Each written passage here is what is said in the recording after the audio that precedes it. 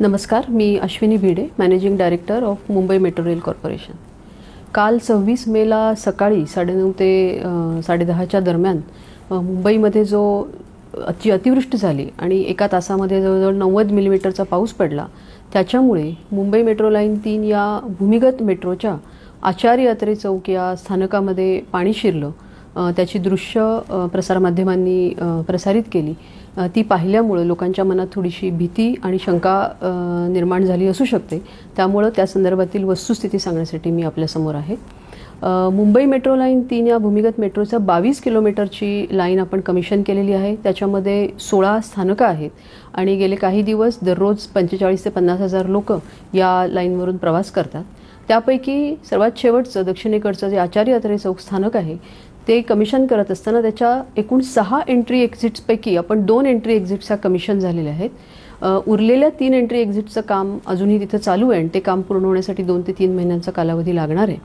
त्यापैकी एका एंट्री एक्झिटसाठीचं जे अंडर कन्स्ट्रक्शन एंट्री एक्झिट होती त्याचा पिट होतं, त्याच्या भोवतीची जी स्टॉर्म वॉटर ड्रेन यंत्रणा आहे ती अतिवृष्टीमुळे आणि त्याच्या मागोमाग झालेल्या हायटाईडमुळे ही ओव्हरवेल्म झाली आणि त्या पूर्णपणे भरून गेल्यामुळे त्याच्यातून पाण्याचा विसर्ग जो समुद्रात व्हायला पाहिजे तो न होता तो मेट्रो स्थानकाचं जे अंडर कन्स्ट्रक्शन पिट होतं त्याच्यामध्ये हे पाणी आलं आणि जवळजवळ एका तासाभरामध्ये 11 लाख लिटर पाणी त्या लहानशा पिटमध्ये जमा झालं आणि त्यामुळे त्याला जाण्यासाठी जागा नसल्यामुळे हे सगळं पाणी स्थानकामध्ये आतमध्ये शिरलं।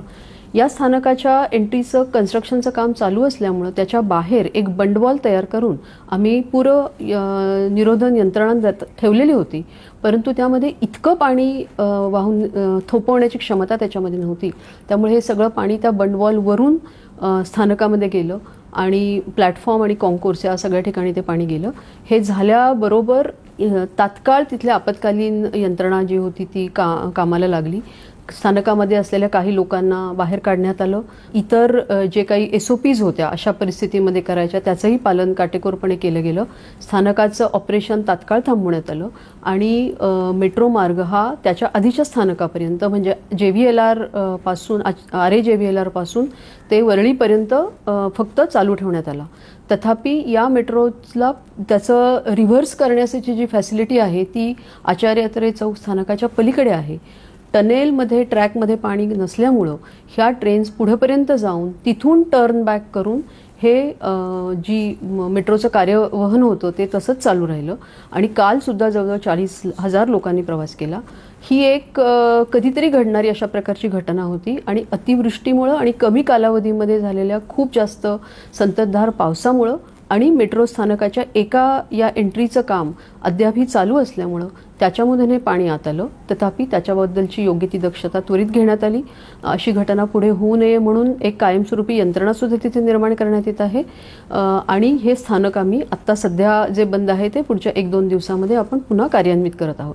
परंतु यामध्ये हे भाग लक्षात घेतला पाहिजे की जी स्थानकं पूर्ण झाली आहे, जे टनेल पूर्ण झाली आहे त्या सगळ्यामध्ये या अतिवृष्टीमुळे कोणत्याही प्रकारे पाणी गेलं नाही। किंबहुना कालसुद्धा आणि आजही लोकांनी त्याच्यामधून अतिशय सुरक्षितपणे प्रवास केलेला आहे। त्याच्यामुळे याच्यामध्ये दिसणारी दृश्य ही थोडीशी शंका निर्माण करणारी जरी असली तरी लोकांनी त्याच्यामध्ये कुठल्याही प्रकारची भीती किंवा गैरसमज बाळगू नये हे या निमित्ताने मला सांगायचं आहे। काही वेळेला असाही प्रश्न निर्माण केला जातो की जर ह्या 2-3 एंट्री एक्झिटची कामं अद्याप अपुरी असताना सुद्धा हे स्थानक आपण प्रवाशांसाठी खुलं का केलं? कारण हे स्थानकाचं काम सगळं पूर्ण झालेलं आहे। 2 एंट्री एक्झिट्स ज्या आहेत त्या प्रवाशांसाठी सध्या जी रायडरशिप आहे त्यासाठी त्या पुरेशा आहेत। त्यामुळे ह्या लक्षात घेऊन वरळी किंवा आचार्य अत्रे चौकापर्यंतच्या सुद्धा ह्याची कनेक्टिव्हिटी व्हावी या चांगल्याच उद्देशाने या स्टेशन आपण कार्यान्वित केलेलं होतं आणि आत्तापर्यंत त्या स्टेशनवर अत्यंत योग्य रीतीने कामसुद्धा चालू आहे।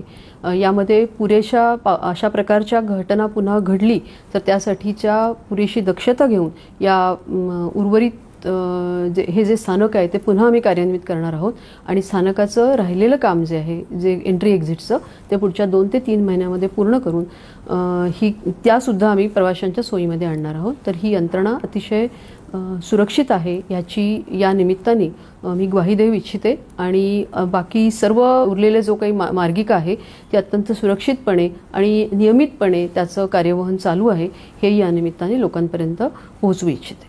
धन्यवाद।